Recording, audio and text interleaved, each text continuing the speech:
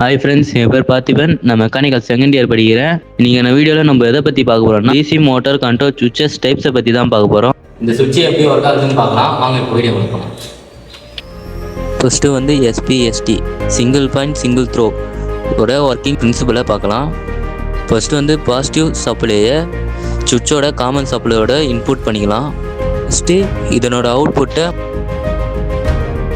மோட்டரோட connect பண்ணிக்கலாம். ஸ்விட்ச் on பண்ணோடனே மோட்டார் ஆன் ஆகும், ஸ்விட்ச் ஆஃப் பண்ணோடனே மோட்டார் ஆஃப் ஆகும். இதுதான் சிங்கிள் பாயிண்ட் சிங்கிள் த்ரோ. இப்போ சிங்கிள் பாயிண்ட் டபுள் த்ரோவுக்கு இன்புட் சப்ளைவை கொடுத்துட்டோம். இது நார்மலி ஓப்பன், நம்ம நார்மலி க்ளோஸ்லி கொடுத்துட்டோம். இப்போ இது ஆன் பொசிஷன், ஆஃப் பொசிஷன். இதில் ரெண்டு பொசிஷனும் அவுட்புட்டு வேறு வேறு இடத்துல போவோம்.